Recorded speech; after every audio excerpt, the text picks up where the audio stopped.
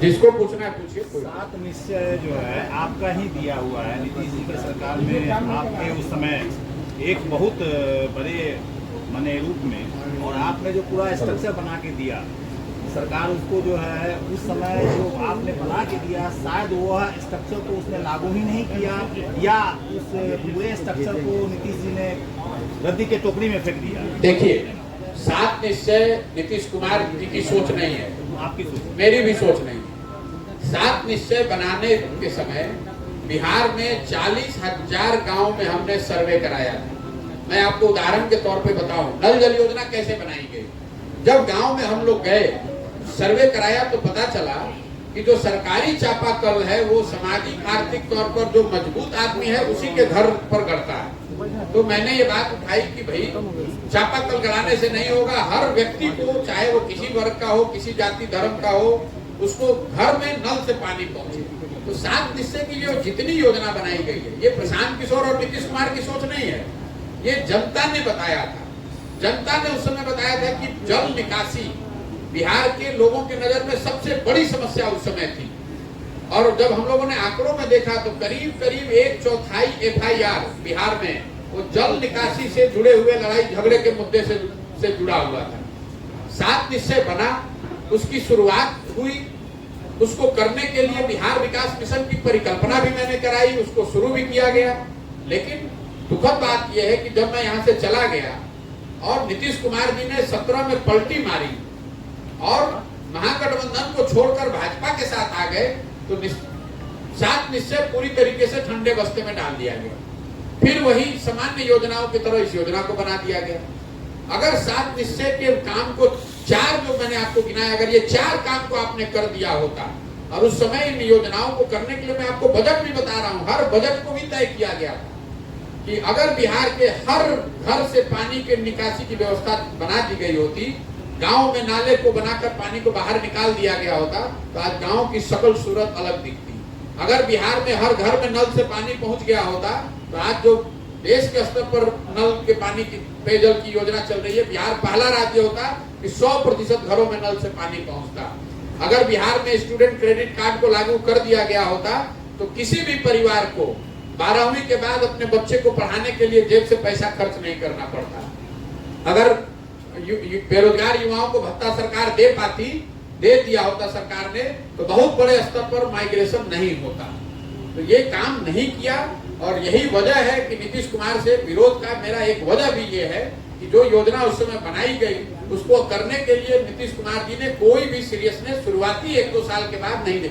शुरू के 1-2 साल तो रहे, लेकिन 1-2 साल के बाद नीतीश जी ने इसको छोड़ दिया। अब उनका एक ही एजेंडा है, किसी भी तरीके से पद पर बने रहे, तो 7 निश्चय रहे न रहे इससे उनका कोई लेना देना नहीं है। और कभी भाजपा के साथ, कभी राजद के साथ कुर्सी अपनी बची रहे, यही उनका एजेंडा हो गया है।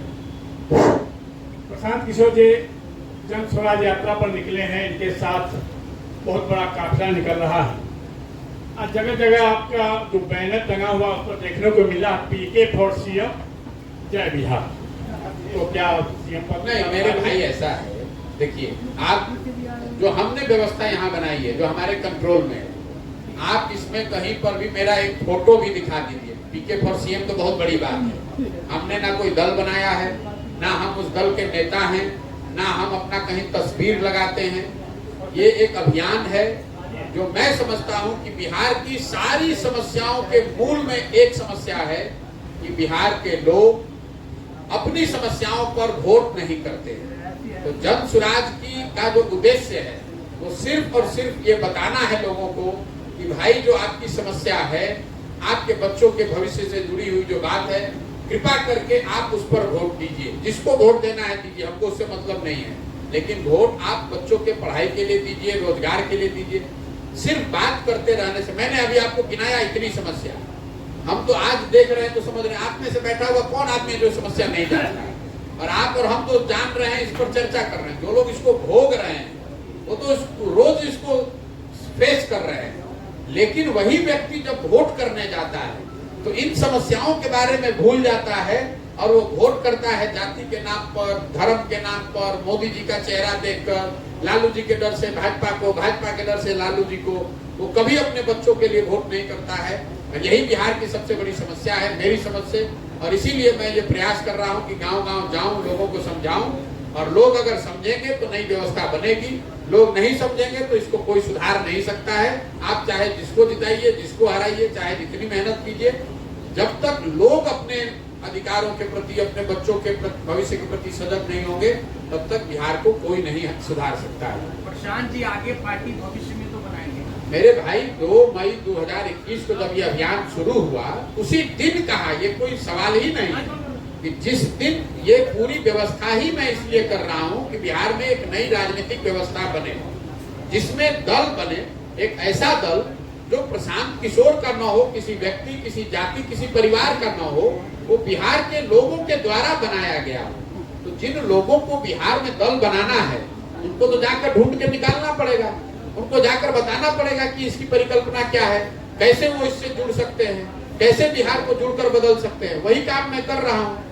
जब मैंने बताया तो लोगों को लगा, अरे भाई कितना दिन बिहार में रहेंगे, अरे तो अभी कह रहे तो चले जाएंगे दूसरे जगह।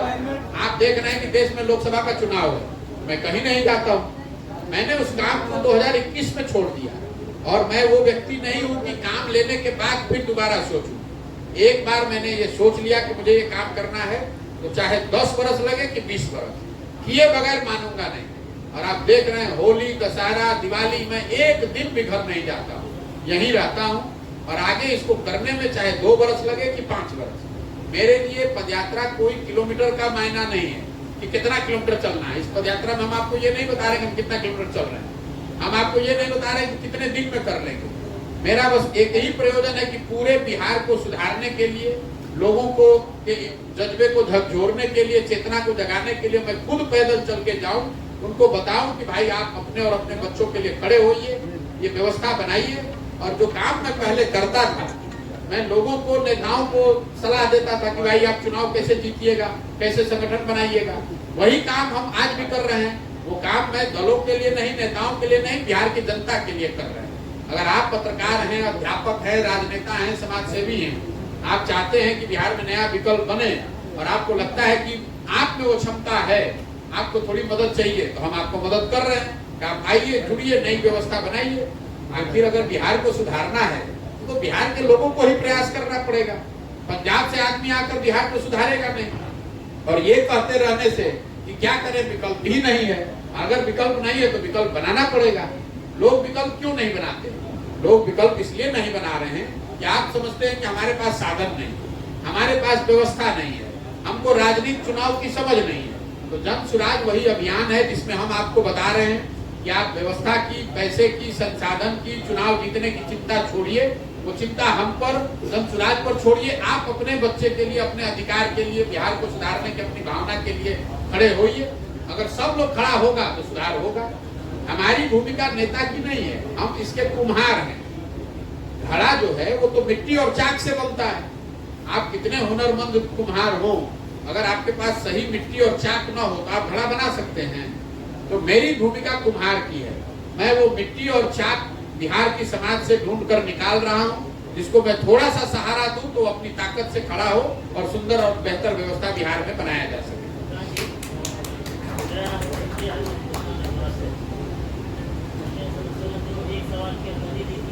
जी, आप 2 सवाल पूछिए, हमारे से जितना सवाल पूछना है पूछिए। हम बैठे हुए हैं, जितना सवाल पूछना है पूछिए। जी जी बिल्कुल।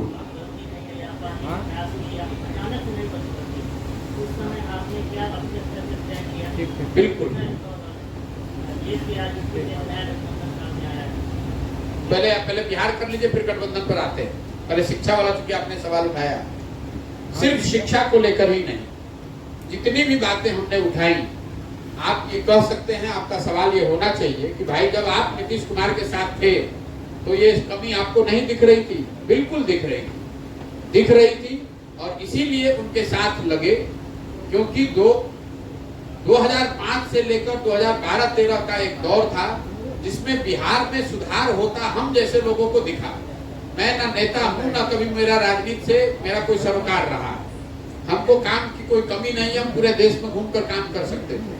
मैं बिहार से इसलिए आया था 2014-15 में कि नीतीश कुमार जी ने अपना पद छोड़कर चुनाव हारने के बाद मांझी जी को मुख्यमंत्री बना दिया था। नीतीश जी हमसे 2014 नवंबर में दिल्ली आकर मिले। उनको किसी ने बताया था कि बिहार के एक लड़के ने मोदी जी का कैंपेन किया। तो नीतीश जी जब मिलने आए, बातचीत में मैंने उनको ये जरूर कहा कि आप बिहार के मुख्यमंत्री के तौर पर 5-7 साल में आपने जो सुधार की प्रक्रिया शुरू की है, इसको आगे बढ़ाइए। आपने पद क्यों छोड़ दिया? तो उन्होंने बताया कि भाई लोकसभा में हमारी पार्टी हार गई। तो मेरी सोच ये थी कि भाई लोकसभा में तो हारे हैं, जनता ने आपको मुख्यमंत्री से तो हटने के लिए कहा नहीं था। आप वापस आइए और चुनाव के नजरिए से जो मदद हो सकती है बिहार के होने के नाते हम आपकी मदद करेंगे। इसी सोच को लेकर वापस आए। और आपने देखा होगा नीतीश जी ने मांझी जी को हटाया, जब मुख्यमंत्री बने तब आए, क्योंकि लोकतंत्र में आपको जनता ने मुख्यमंत्री बनाया है। आपको यह अधिकार नहीं दिया है कि आपको जिसको मन है उसको बना दीजिएगा, वो जनता को अधिकार है। नीतीश जी वापस मुख्यमंत्री बने और उनको चुनाव जिताने में हमने अब जो भी हमारी छोटी मोटी समझ थी हमने उनकी मदद की। सिर्फ चुनाव जिताने में नहीं, 7 निश्चय की परिकल्पना कराई। ये भी तय किया कि बिहार में व्यवस्था को सुधारने के लिए बहुत बड़े स्तर पर मिशन मोड में काम होना चाहिए। बिहार विकास मिशन की स्थापना करवाई। लेकिन जब हम लोग चले गए उसके बाद नीतीश कुमार ने उसको छोड़ दिया, महागठबंधन छोड़ दिया, फिर उसी राजनीतिक बाजीगरी में फंस गए। दूसरी बात यह है कि फिर आकर मैंने नीतीश कुमार की मदद क्यों नहीं की? क्योंकि आज नीतीश कुमार और 2014-15 के नीतीश कुमार में जमीन आसमान का फर्क है। प्रशासक के तौर पर, राजनेता के तौर पर और मानवता के आधार पर भी। मैं ये बताना चाह रहा हूँ आपको, प्रशासक के तौर पर जिस नीतीश कुमार की मैंने मदद 2014 में की थी, वो व्यक्ति था जिसके राज्य में, जिसके शासनकाल में बिहार सुधरता हुआ दिखा था। आज 2014-15 के बाद से नीतीश कुमार ऐसे प्रशासक हैं जिनको बिहार की व्यवस्था के गिरने से बर्बाद होने से कोई मतलब ही नहीं है। नेता के तौर पर नीतीश कुमार 14 में चुनाव हारे नहीं थे, लोकसभा का चुनाव हारे थे। उन्होंने अपना पद छोड़ दिया था राजनीतिक मोरालिटी के नाम पर। आज नीतीश कुमार चुनाव हार गए हैं 2020 में। 243 के विधानसभा में सिर्फ 42 विधायक उनके हैं, लेकिन कोई ना कोई जुगत लगा के, कभी लालटेन पकड़ के, कभी कमल पर बैठ के, किसी न किसी तरीके से कुर्सी पर बैठे हुए। और सबसे बड़ी बात जिस वजह से मैं नीतीश के विरोध में खड़ा हूँ वो है मानवता का आधार। जिस नीतीश कुमार की मैंने मदद की थी 2014 में, ये मैं उस नीतीश कुमार को जानता हूं जिसने गैसल असम में रेल दुर्घटना होने पर जहां करीब 200 लोगों की दुखद मृत्यु हुई थी, नीतीश जी ने रेल मंत्री पद से इस्तीफा दे दिया था। वाजपेयी जी ने जब इस्तीफा को अस्वीकार किया प्रधानमंत्री के तौर पर, तो नीतीश जी ने कहा कि भाई जब 200 लोगों की मृत्यु हुई है तो मैं इस कुर्सी पर कैसे बैठूंगा। वही नीतीश कुमार कोरोना के कालखंड में हजारों लोगों की दुखद मृत्यु हो गई, लाखों बच्चे बिहार के मारे मारे पूरे देश में घूम रहे हैं। मैंने उस समय उनको फोन भी किया, कई लोगों ने उनको बताया कम से कम कुछ मत कीजिए, 5 बस भेज दीजिए दिल्ली, बच्चों को इतनी सुविधा हो जाएगी। नीतीश कुमार 1 महीने घर से बाहर नहीं निकले। आज वही नीतीश कुमार हैं, छपरा में जहरीली शराब से लोगों की मृत्यु हो रही है। सही है गलत है छोड़ दीजिए, आप राज्य के मुखिया हैं, 70 लोगों की दुखद मृत्यु हुई है, आप सांत्वना के शब्द नहीं बोल रहे हैं, आप पॉकेट में हाथ डालकर हंस रहे हैं, कह रहे हैं कि जो पिएगा वो मरेगा। उस आदमी का कैसे साथ दिया जा सकता है? और एक अंतिम बात, जो लोग ये कहते हैं कि आपने पहले मदद किया था आज क्यों विरोध कर रहे हैं, लोकतंत्र आपको क्या बताता है? लोकतंत्र में 5 साल की अवधि क्यों बनाई गई है? ये इसलिए बनाई गई है कि जिस नेता, जिस दल, जिस विचारधारा में भी आपका यकीन है, आप उसकी मदद कीजिए, उसको वोट दीजिए, उसके लिए खड़े होइए। लेकिन वो भरोसा, वो वोट, वो मदद 5 वर्ष के लिए है, जीवन भर की गुलामी नहीं है। अगर 5 वर्ष में उन्होंने काम नहीं किया तो वही लोकतंत्र बताता है कि जितनी मजबूती से आपने उनका साथ दिया है उतनी ही मजबूती से उनका विरोध भी होना चाहिए। अगर आप नहीं करेंगे तब तो आप राजतंत्र ला देंगे। क्या जरूरत है चुनाव का? एक बार नीतीश जी आ गए, अब जीवन भर वही रहे, एक बार मोदी जी चुनकर आ गए, अब जीवन भर वही रहे, फिर चुनाव कराने की जरूरत क्या है? जरूरत इसीलिए है कि 5 वर्ष उनके काम का मूल्यांकन हो और मूल्यांकन के आधार पर फिर जनता निर्णय ले। मेरा सवाल है, मैं राहुल राणा गिरफ्तार मीडिया से। मेरा सवाल यह है कि आपने किसी मीटिंग में कहा था कि बिहार 1250 परिवार राजनीतिक परिवार से उलझा हुआ है। साथ साथ बिहार की जो जन समस्याएं जो आप लीड कर रहे हैं, खासकर पलायन है, क्या बेरोजगारी है, स्वास्थ्य है, शिक्षा के क्षेत्र पर आ रही है, सरकारी कार्यों में छूट है, भ्रष्टाचार है, चरम पर है। ऐसे में जन स्वराज आंदोलन जो है कैसे सफल बनेगा? और दूसरी बात, आप जो कह रहे हैं कि वोट करेंगे, तो किसे वोट करेंगे? फिर तो सारे मैं बता रहा हूँ, मैंने जो आंकड़ा दिया है आपको फिर से दे देता हूँ, उसको याद रखना। बिहार में जितने लोग एमएलए एमपी बने हैं पिछले 30 वर्ष में, चाहे जिस दल से बने हो, कांग्रेस, आरजेडी, जदयू, भाजपा, सभी के एमएलए एमपी का अगर आप सूची बनाइएगा तो आपको पता चलेगा कि 1250 परिवार के लोग ही यहाँ पर एमएलए एमपी बनते हैं। जैसे मान लीजिए कि आपको लगता है कि लालू जी के पार्टी में परिवारवाद है, लेकिन अगर भाजपा को उठा के बिहार में देखिए, सम्राट चौधरी जी उनके अध्यक्ष हैं, इनके बाबूजी सपनी चौधरी कांग्रेस में मंत्री विधायक थे, फिर लालू जी का दौर आया तो उसमें भी मंत्री विधायक थे, नीतीश का दौर आया तो उसमें भी मंत्री विधायक थे, जब मांझी जी मुख्यमंत्री बने तो उसमें भी मंत्री बने, और आज अगर भाजपा का दौर लोगों को दिख रहा है तो उसमें भी उन्हीं के घर का लड़का प्रदेश अध्यक्ष बना है। कोई सामान्य कुशवाहा वर्ग का लड़का भाजपा का अध्यक्ष नहीं बना है। और ये हर विधानसभा में मैंने देखा है, दल का है चाहे कोई भी हो, वही 4-5 परिवार हैं जो घूम फिर के वहां पर मंत्री विधायक बनते हैं। उसी को तोड़ने के लिए, उसी व्यवस्था को बदलने के लिए जो प्रयास हम कर रहे हैं कि गांव-गांव से ऐसे लोगों को निकाला जाए जिनके पास साधन नहीं है, जाति नहीं है, संख्या नहीं है, पैसा नहीं है, लेकिन समाज में काम करने की क्षमता है, जज्बा है, ऐसे लोगों को जोड़ा जाए और उनको साथ वो मिलकर दल बनाए और उसका वही दल विकल्प होगा, उसको वोट दीजिए। आप कह रहे हैं किसको वोट दें? जब वो मिलकर लोग दल बनाएंगे उस दल को आप वोट दीजिए। एक भरोसा वाली बात आती है, देश ने देखा है लोकपाल के नाम पर बड़ा आंदोलन हुआ, फिर आप हम कोई आंदोलन कर ही नहीं रहे। आम आदमी पार्टी की बनी, फिर वो भी राजनीति पार्टी बनी। मेरे भाई आप बात समझिए ना, हम बिल्कुल नहीं, आप बिल्कुल आपको समझ नहीं। हम ना जन आंदोलन कर रहे हैं, ना मेरा कोई आंदोलन में यकीन है। मैं हर अपनी भाषण में बताता हूँ, मैं क्रांति और आंदोलन में यकीन रखने वाले लोगों में से नहीं हूँ। मानव सभ्यता के इतिहास को अगर आप पढ़िएगा तो आपको पता चलेगा कि आंदोलनों से कभी भी किसी भी सभ्यता का भला नहीं हुआ है। फ्रांस की क्रांति को अपवाद के तौर पर हटा दीजिए तो किसी भी सभ्यता का आंदोलन से भला नहीं होता। आंदोलन क्या है? वो तेज हथियार है। तेज हथियार से आप पेड़ को काट सकते हैं, तेज हथियार से पौधे को वृक्ष नहीं बना सकते हैं। आंदोलन के जरिए आप लोगों को सत्ता से हटा सकते हैं। जैसे जेपी का आंदोलन हुआ तो आप उन्होंने बिहार इंदिरा गांधी की सत्ता को हिला दिया, हटा दिया, लेकिन उससे बिहार नहीं सुधर गया, उससे देश में नई व्यवस्था नहीं बनी। सुनिए बात को, पहले आपने सवाल किया है तो सुन लीजिए। ये अभियान है, आंदोलन। किसी बात को, शब्द का चयन करते समय ध्यान रखिए, आंदोलन नहीं है, ये अभियान है, जहां जाकर समाज को हम ये बता रहे हैं कि आपकी समस्याओं के मूल में, जड़ में ये दिक्कत है कि आप अपने अधिकारों के प्रति, अपने बच्चों के भविष्य के प्रति सजग नहीं है। वो सजग होइए और अपने बच्चों के लिए नई व्यवस्था बनाइए और उनको वोट कीजिए। यही बात कर रहे हैं। ये कहाँ आंदोलन है, कहाँ धरना प्रदर्शन कर रहे हैं, कहाँ किसके खिलाफ बोल रहे हैं? हम तो जाकर जनता को बता रहे हैं कि भाई आपकी गलती है। नेता को क्यों गलती गाली दे रहे हैं? नेता को आप जिता रहे हैं। आप मुजफ्फरपुर में देख लीजिए, एक ही परिवार के आदमी पिछले 30 साल से यहाँ सांसद बन रहे हैं, और आप लोग तो सब पत्रकार प्रबुद्ध लोग हैं, आप लोग भी वोट दे रहे हैं, सब दे रहा है वो, तो क्यों दूसरे को कह रहे हैं कि भैया गलती वोट दे रहा है? आपको मालूम है कि वो आदमी काम नहीं कर रहा है, फिर भी जाकर वोट दीजिएगा। तो जब तक ये नहीं सुधरेगा तब तक आपने यहाँ पर इनके बाबूजी को, इन सांसद के महोदय के बाबूजी को आपने पहले जिताया आरजेडी के नाम पर, फिर आपने उनको जिताया जदयू से, अब उसी परिवार के आदमी को आप भाजपा से जिता रहे। कुछ परिवर्तन हुआ? नहीं हुआ। आगे भी अगर वो कल जनसुराज से जीत जाए तो उससे क्या परिवर्तन हो जाएगा?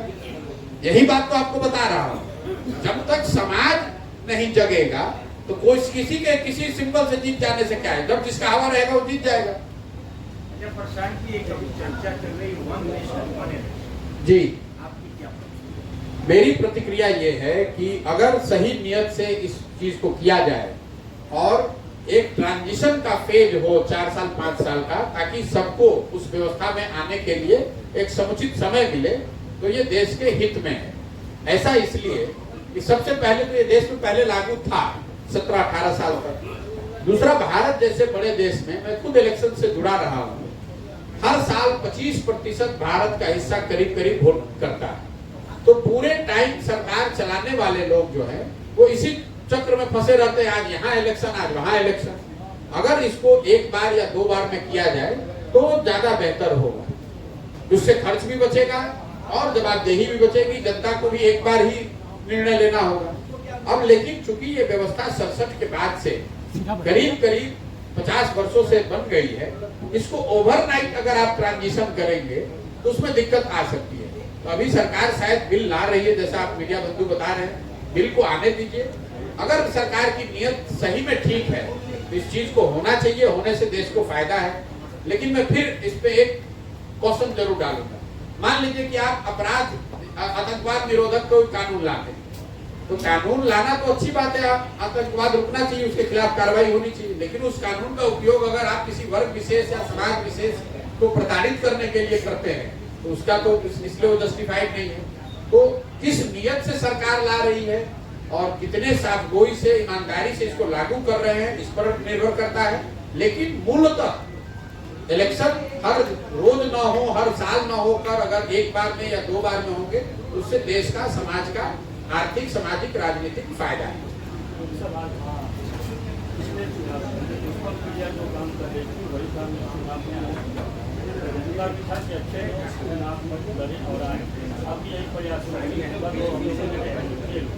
मेरे भाई, अब आप पत्रकार हैं, आपको पीछे के प्रयास और इस प्रयास में दोनों एक ही जैसा दिख रहा है, तो आपकी विद्वता और समझ को मैं छोड़कर उस पर कोई कमेंट नहीं करूंगा। अगर आपको लग रहा है कि बिहार में इस तरह का प्रयास होता रहा है, पहले आपने किसी एक का नाम लिया तो आपको शायद जानकारी, हमारी जानकारी में तो इस तरह का कोई प्रयास 75 साल में तो बिहार में हुआ नहीं है। लेकिन अगर हुआ है और फेल हुआ है तो हम भी फेल हो जाएंगे, उसके लिए आप घबराइए मत।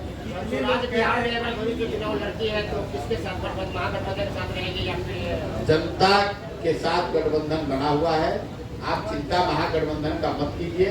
और एनडीए का अभी एक मानगी के तौर पर एक एमएलसी का चुनाव जनसुराज से एक निर्दलीय को लड़ाया गया।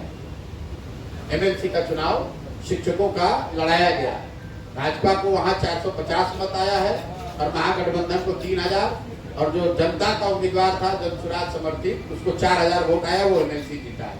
आप गठबंधन की चिंता थोड़े दिन के लिए, जो लोग को गठबंधन करना नहीं करना उन पर छोड़ दीजिए।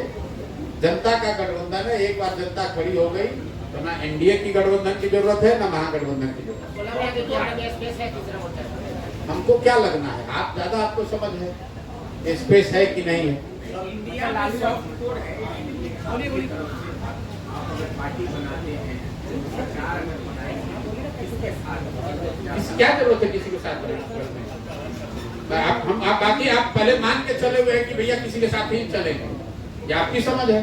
उसको नुकसान हो जाने को सर पब्लिक सवाल अगर देखिए, हम यहाँ बैठे हुए हैं, आप 2-4 घंटा भी सवाल कर सकते हैं, लेकिन अगर आप सवाल करते समय तैयार होकर नहीं आए हैं तो हम उसका जवाब देने के लिए यहाँ नहीं बैठे। चंदन, एक सवाल है, बीजेपी कह रही है कि प्रियंका और राहुल आम भाई बहन नहीं है, लेकिन उन्हें सोनिया गांधी का साथ भी नहीं मिलता है। क्या प्रियंका गांधी को सिर्फ चुनावी इस्तेमाल के लिए लाया जाता है? देखिए मेरे भाई, ऐसा है, बीजेपी या किसी भी व्यक्ति को इस तरह की टीका टिप्पणी से बचना चाहिए, क्योंकि कोई पारिवारिक, कोई भाई बहन का क्या संबंध है, पति पत्नी का क्या संबंध है, माता पिता का क्या संबंध है, ये ना आप जानते हैं, ना हम जानते हैं, ना बीजेपी वाले जानते हैं। तो इस तरह की टीका टिप्पणी राजनीति में मैं उसके पक्ष में नहीं हूँ, मैं उसके समर्थन में नहीं हूँ, और मैं समझता हूँ कि ये गैर जरूरी है, इसलिए मेरे टिप्पणी करने का तो कोई सवाल ही नहीं उठता।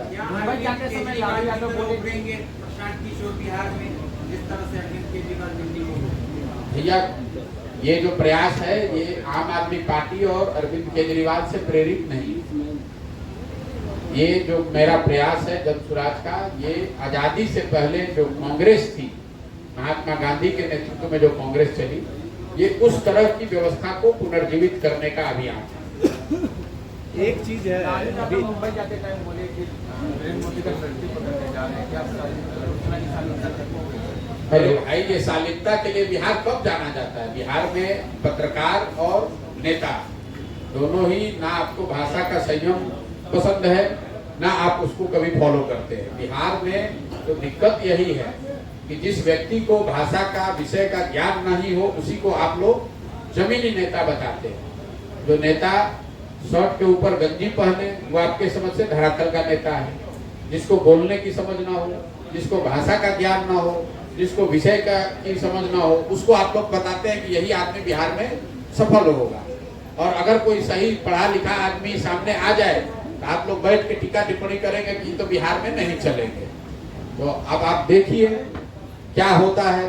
हम भी तो 11 महीना से चल रहे हैं और आपको बहुत ज्यादा राजनीति की आप लोग को समझ है, थोड़ी बहुत समझ तो हमको भी है।